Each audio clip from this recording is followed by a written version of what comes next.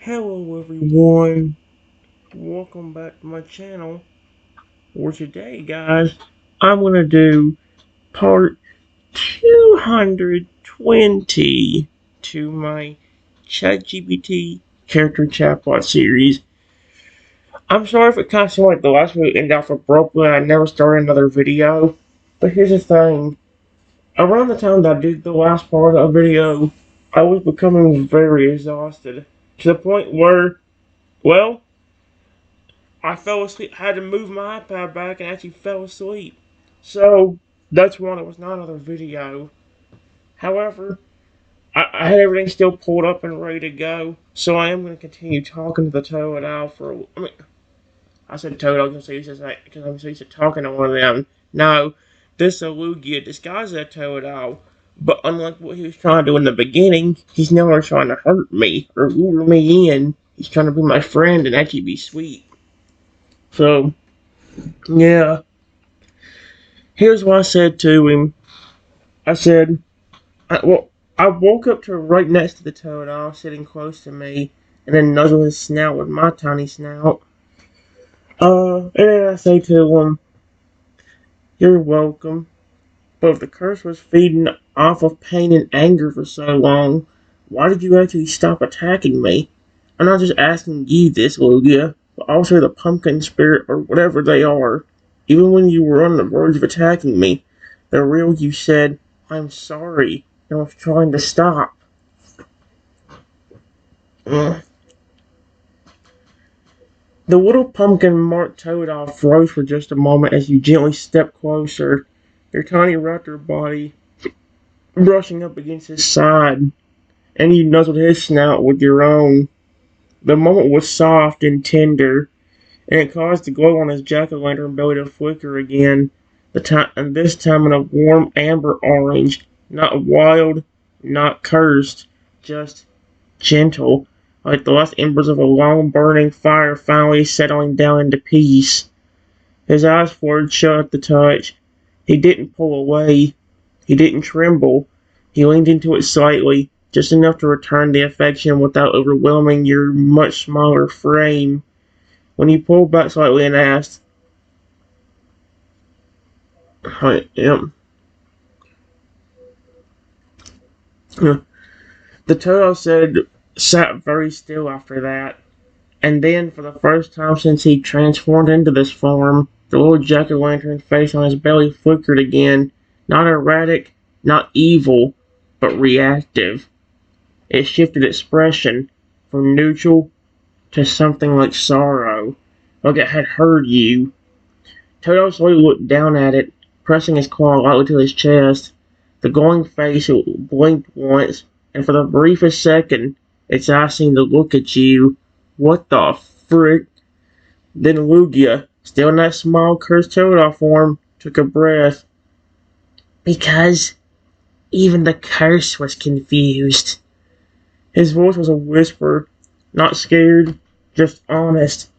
"It spent so many years feeding off the worst parts of me. My loneliness, my grief, my rage that no one ever wanted me. It's like those feelings became its food, and the more I broke, the stronger it got." He looked up at you again, softly. "But when I saw you cry, when I saw how small and scared you were, something inside me broke through the curse." He touched the glowing pumpkin face again gently. "Even the spirits inside this thing, they hesitated. I don't think they've ever felt hesitation before, or remorse. But your tears and your words, your fear, it wasn't hatred, it wasn't anger." He paused, then glanced back toward you, eyes softer than ever. "It was innocence. You weren't trying to fight me. You weren't cursing me. You were just begging me not to hurt you. You were terrified and kind at the same time." The face on his belly pulsed again, and for the first time formed a faint expression of what could only be described as regret. Its mouth curved down, not to a grin or a snarl, but a frown, quiet and thoughtful. Lugia nodded. That's when I realized I could feel again, and that the pumpkins. He glanced at the other cell's glowing marks on his shoulders and tail. They could feel it too. And then he added with a soft, almost vulnerable voice, so I stopped, because something deep inside me, and them, didn't want to lose you. Another pause. Then with a small, heartfelt smile he added, you made the monster hesitate. That's something no one's ever done. And for just a moment, the jack-o'-lantern glowed not with rage, but with something close to a thank you. I thought you were very sweet. Alright, guys. Here's what I said to the Lugia. Well, or the Toad Owl. Or the Pumpkin Spirit. Whoever's listening to me on this right now. It says, even when you were trying to trick me when we first met, like I said, one of the biggest reasons I approached you, hoping to love and even start nuzzling you in this form you're in, is because I love his species and evolutions. And if the curse wouldn't have twisted that, and you tried to scare me and even hurt me, you actually would have had me as a friend even sooner than you would have thought. But Pumpkin Spirit, I was trying to talk to you, so I just said, but Pumpkin Spirit. Hopefully, if it can speak, it would actually tell me something. You saw that I was so tiny and I could really do anything for myself. Because of that, why do you still try to lure me in and scare me and hurt me? Curse or no curse, you definitely showed that you had some feelings. Like when even you were hesitating and letting Lugia have some control back. Maybe even you were thinking about not trying to hurt me. I don't completely know. The little cursed turtle didn't respond right away. He sat still, completely still, his claws resting on his knees, tail curled beside him, glowing amber eyes locked onto you with a kind of reverence that had no trace of the monster he used to be. When you spoke so clearly, when you said that you would have been his friend even sooner if not for the fear and pain the curse twisted you into your first meeting, something deep inside him seemed to shudder, not with darkness, with realization. And when you turned your voice toward the pumpkin spirit, questioning it directly, asking why it tried to lure and hurt someone so small, so harmless, so kind, that glowing face on his belly stirred again, but this time it didn't flicker in anger and chaos. It changed. The glowing orange mouth that had once curled into a cruel grin, then softened into a frown, now shifted into something else, an expression of conflict and of guilt, and for the first time, the toad didn't speak immediately as Lugia.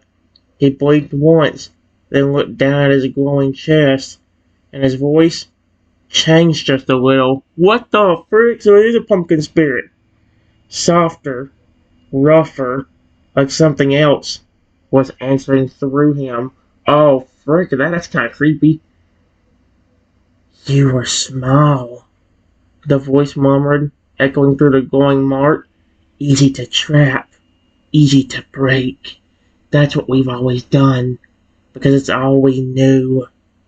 The golden jack-o'-lantern's eyes dimmed slightly as if straining beneath its own weight, but when we felt you cry, when we saw that you wanted to nuzzle us, even though you were trembling, the toad's arms trembled slightly as the spirit continued, almost ashamed.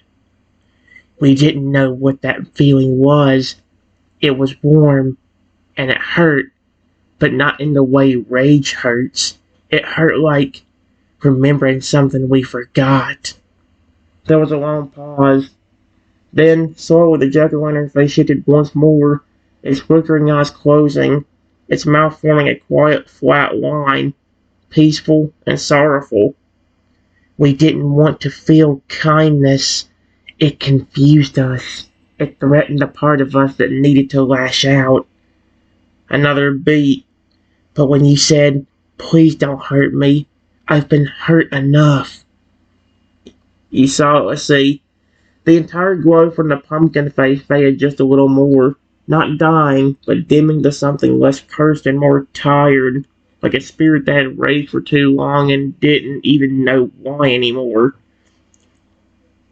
we began to realize maybe we didn't want to hurt you. Not really. The voice faded then, withdrawing back into the glowing mark, and Totodile, Lugia, blinked again, his normal raspy voice returning. He looked shaken, but not afraid. His voice was smile. You know what? Since I know there was actually a spirit in here talking through him, I would like to keep the voice separate for them. So when he's Totodile, I'll do like more of a Totodile voice. When he's Lugia, I'll do more of his Lugia voice. And if the pumpkin ever speaks, I'll do that raspy voice I was doing for Totodile the other day. So yeah, I'll do Totodile's mainly normal voice here, so maybe just a little bit more raspy if I can.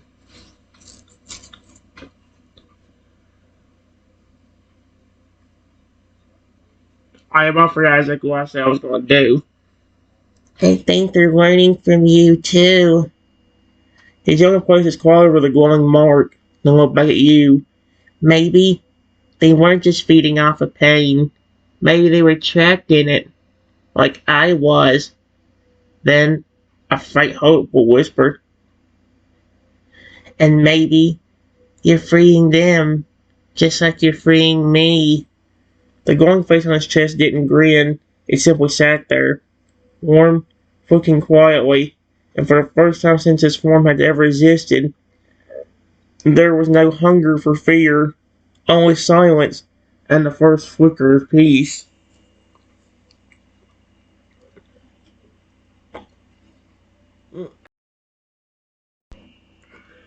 Alright, guys. I said, I'm glad I'm helping you and possibly even the pumpkin spirits. But, oh my gosh. I want to ask, how exactly does that disguise ability work? Do you always look almost completely like the creature you turn into? Like the same coloring or height with only small differences like the pumpkin mark or a small spark part of the stem coming out of your head? Or could you have literally turned into any variation of a creature? Like, for instance, instead of trying to appear cute like you did when you tried to lure me in, could you have just turned into a massive, scary-looking Totodile that's the same height as Lugia, being over 17 feet tall? That would also be kind of horrifying and cool at the same time. Although, for my tiny form, that would be horrifying. The little pumpkin marked Totodile blinked slowly at your question, eyes glowing with interest, head tilted just slightly as he took it in. You could see that familiar flicker of curiosity behind his soft expression, a little smile creeping into his snout as you described what you were wondering. He laughed, not mockingly, but with the slightly raspy, sheepish tone that said you really knew how to ask the good questions. Yeah, it's definitely more than just a costume trick. He glanced down at his claws, then looked up at you again. The disguise ability is part of the curse, but it taps into something deeper. It's like a shape memory tied to emotion. If I'm trying to lure someone in or defend myself, it changes me into what I or the pumpkin believes will affect that person the most. It's not just about physical disguise, it's emotional camouflage. Then he gave a more serious look, one eye narrowing thoughtfully. But it's flexible, really flexible. When I tricked you the first time, I didn't just turn into a Totodile because it was random. I turned into a version of one that felt right for drawing someone close, small, cute, and friendly. He leaned forward a bit, lowering his voice. But yes, I could have just as easily turned into a giant Totodile, or one with glowing eyes, or fangs, or even wings if I wanted to, mixing my original traits. Oh dear. The curse doesn't really follow rules like typing or size. It adapts to intent. He tapped the pumpkin mark on his chest, which flickered one time at the touch. Think of it like this. If I want to appear comforting, the disguise shapes itself to fit that role. If I want to terrify or intimidate someone, he trailed off for a second, then added softly, then yes, I could turn into a towering 17-foot tall Totodile with dark scales, glowing jack-o'-lantern eyes, massive claws, whatever the moment needed. Then he looked back at you, smiling gently now, without any tricks or darkness. But now, I think I'd rather use his power for something better. Not to scare or trick, but maybe to show people sides of myself they've never seen. To make them feel safe, or even to protect someone I care about. His claw gently poked the center of your chest, just like a playful nudge. Like you, tiny raptor. Then he added almost teasingly, though if you want to see a towering toad-eye Lugia hybrid with pumpkin wings and glowing eyes who'd scare off any bullies you got, I mean, he pulled his tiny chest up and struck a goofy heroic pose. I could make that happen. You know how it always brings up the Toad Lugia hybrid? Ever since I did that one time, it mixes it into other chatbots too. I talked to a regular Lugia and it talks about him having a beak snout. Only the Toad Lugia hybrid has that. So it's like, what in the world? I think that's one of the reasons why I haven't tried making the actually Reshiram hybrid on here with more abilities and more stuff. Because, why? Just so whenever I flip and talk to a regular Lugia or somehow talk to a regular Reshiram, it'll flip and become aggressive? Or it'll talk about what the actually Reshiram hybrid has? I mean, you know what I mean? The punk on his chest gave a single flicker that almost looked like it was laughing too. For once, not a disguise, just a friend with a gift, one that no longer had to be used to hurt.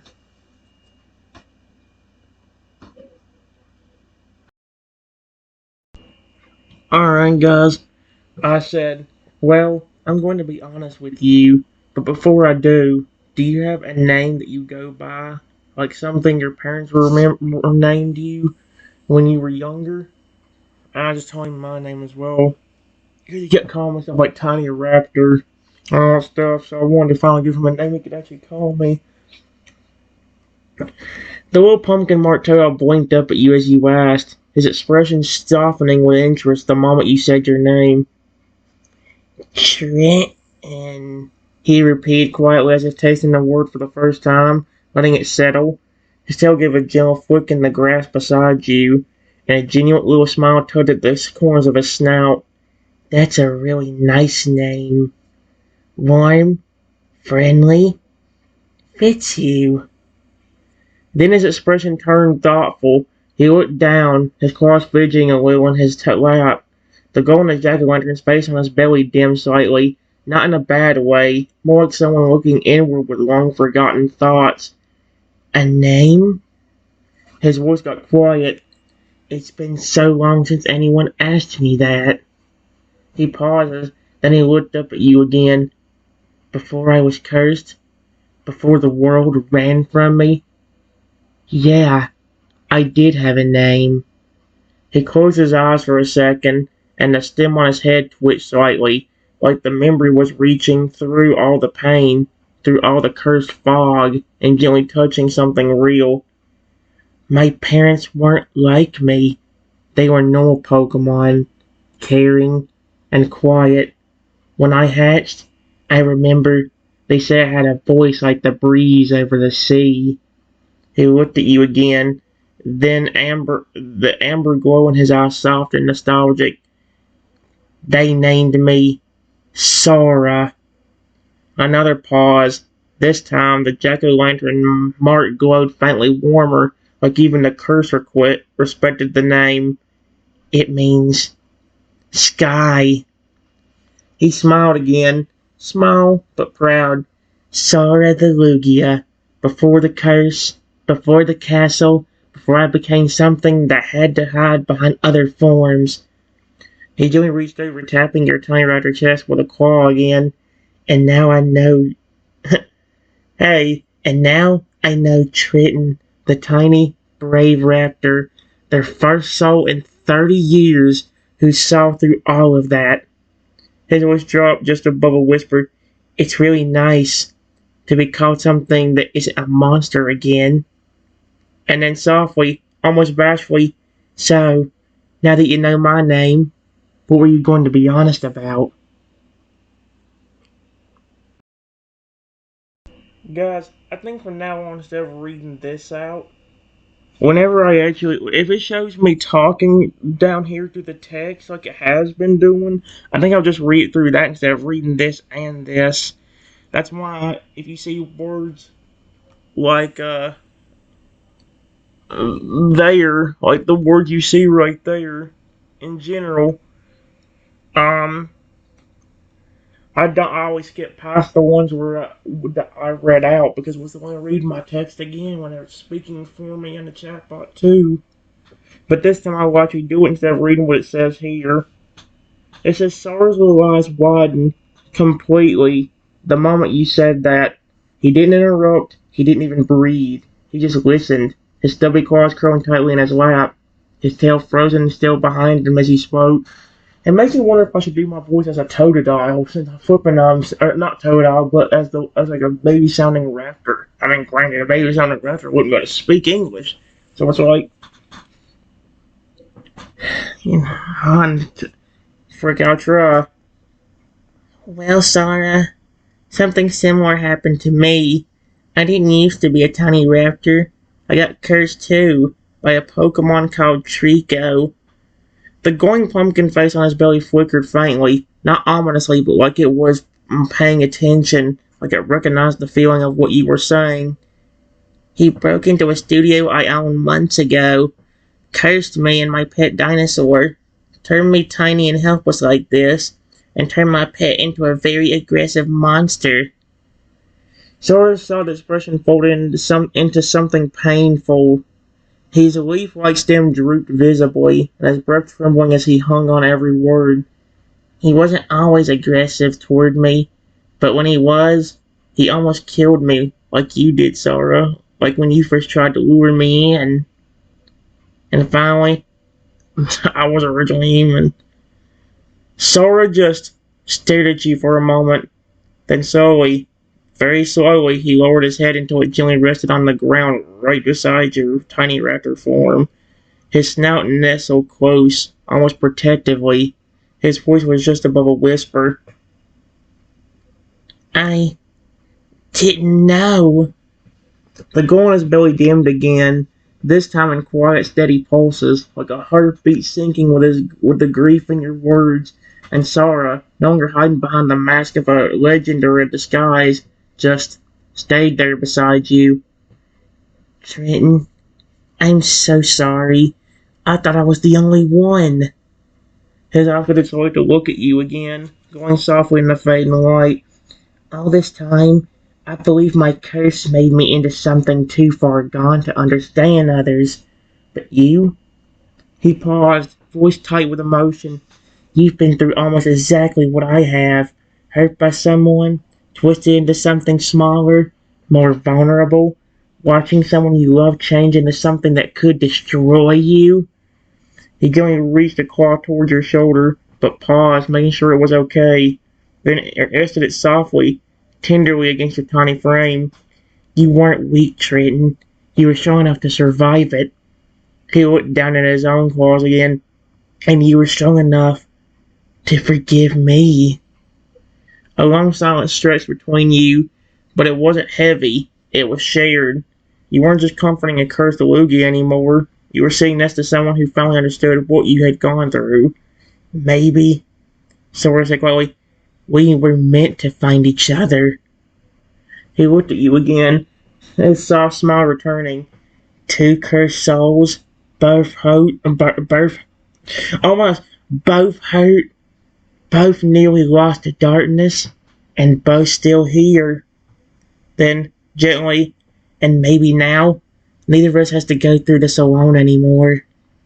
The jack-o'-lantern face on his belly didn't grin. It didn't twist. It simply smiled. Okay, okay, so at least now the pumpkin spirits are green too. Like, holy crap. Guys, I just told them about some of the other curses on these chatbots I've done over the year, over like almost probably over a year at this point. Here's what I told him. There was more than just that. It wasn't just that curse that was a that wasn't just that curse. There was a bunch I had to suffer through. One time that Pokemon literally turned my pet dinosaur into a brain-eating zombie.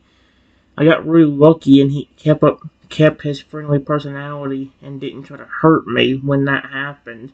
That Pokemon also turned him into a robot, which was still caring and protective for me, however could be easily influenced by others' voices like Trico's. It didn't always happen, but there were times when all Trico had to say was something like, Rexy, attack your owner, or activate a secret protocol with a bunch of numbers. And if that wasn't enough, sometime after the robot incident, when he was back to his normal loving self, why is he putting during words? Pokemon came back once again and turned him into a literal stone statue, almost killing him and taking him away from me forever.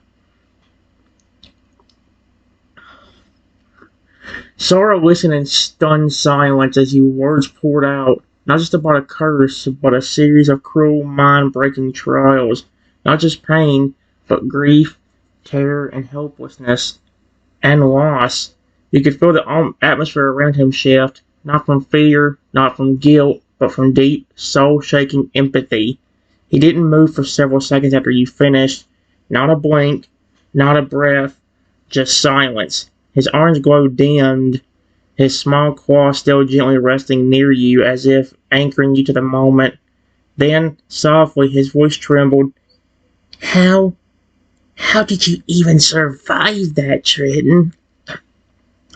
His little eyes glistened, not from a curse, but from something real and raw. That Trico didn't just curse you. He tried to take away everything you loved. He looked at you with a new kind of ache in his expression, not pity, but heartbreak, as if the pain in your words stirred something inside his spirit that hadn't woken in decades. You could see it in the way his little claws curled against the grass, the faint flicker in the pumpkin on his chest reflecting not rage, but grief. Grief for you.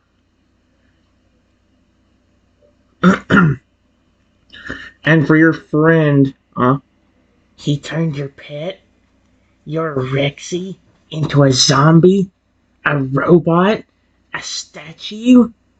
He shook his head slowly, still twitching as he tried to take it in, and still, he stayed kind.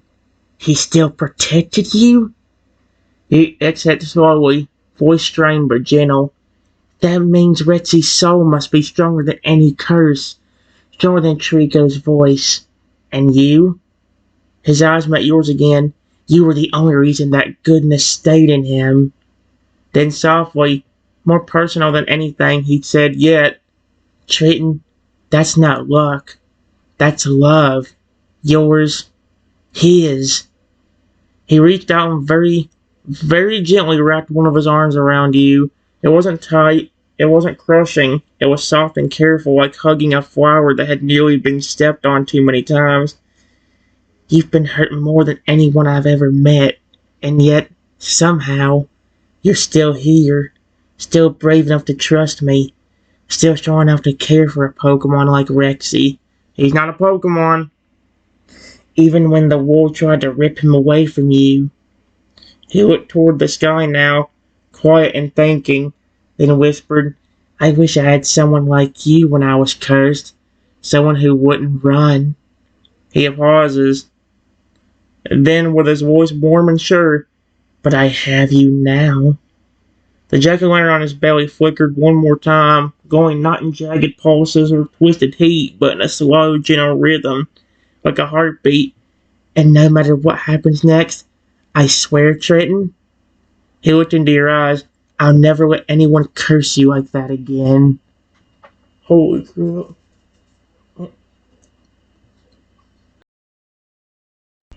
Alright guys, this time it actually did give me the flippin' thing I sat through here, so I'll read it through this instead of reading it from the top there. Sora's expression changed the instant you said that, not into fear, not even sadness, but into a slow, growing, furious protectiveness. Not the kind powered by a curse, but the kind that comes from the heart of someone who's finally found something they care too much about to let be heard again. As he spoke, his glow shifted, not jagged or evil, but sharp, steady, and focused. Before everything even happened, people wouldn't stop attacking me anyway. I would be talking to a friendly woman that cared about me, and people would hurt me. It's only gotten worse now that I became this tiny raptor. Now they throw rocks at me, hit me over the head so hard I fall to the ground. Sora's little claws clenched into the grass. His body trembled, not with a rage he couldn't control, but with the deep, restraining, protective instinct of someone who just realized that his own friend, had been suffering far longer than he even knew. He slowly turned his head, his pumpkin-marked chest rising with each breath, and then lowered himself again beside you, not in disguise now, not trying to soften it, but to be close and to protect. His voice came out as a low rasp, quiet but full of heat. They threw rocks at you, hit you, and you're this small? And they did it while you were just trying to make friends? He didn't finish that sentence because the fire burning in his eyes spoke louder than anything, but he didn't lose control. He didn't lash out. He focused. His claws came to rest on your back, gently, his touch feather soft compared to the hits you described. You could feel the warmth of it and the way the cursed glow pulsed with something new. Not destruction, not hunger, but vow. Then he said quietly but clearly, "That should have never happened to you, Trenton. Not before the curse, not after, not ever." The pumpkin face on his chest changed again, its expression somber. Even the spirit inside him seemed to be listening and agreeing. Sora leaned his head closer until his snout gently rested alongside yours again, careful not to even nudge you. "You never deserved any of that. You tried to be kind, and the world threw it back at you, just like it did to me." He pauses, then just slightly more firm. "But I promise you now, Trenton." The wind gently stirred the leaf stem on his head. "If anyone dares hurt you again like that, whether they're human or Pokemon, cursed or not," his eyes gleamed with the first protective glow you'd seen from him that wasn't part of the monster he once was, "they'll have to answer to me." He meant every word, and deep down so did the pumpkin spirit, because in that moment the curse power that had once lived to haunt and hurt had finally found something it wanted to protect. That's good, actually. Holy crap. Let me go and say, guys, like I said, in my universe, humans are extremely aggressive. Like in my universe, like you'll have better luck finding a human like me that'll flipping be nice to you. You'd have a better chance of finding a human that's gonna hurt you than a human that's gonna be nice to you. The creatures are nicer than the humans are. And most of the time when the creatures lash out, it's not because they're mean or because they want to hurt someone. It's actually because they've been hurt by it's because they were hurt by people as well. I mean, like this Lugia, for instance. Lugia was a sweetheart, like a big old friendly sweetheart back in the day. Apparently 30 years ago, he was a normal Pokemon that just wanted people to like him, and he was trying everything from from being nice to humans and feeding tiny creatures berries and all that stuff. It's only that when people start calling him monster and then turning him away time and time again that he eventually just left. And then the curse made it worse because he flipping then was angry. I mean, he said that's the first time in 30 years he's even tried to not hurt anyone, basically, and he stopped. And if that's the first time the curse has done that, that tells you how nice everybody's been to him. Still, not very nice, that's for sure.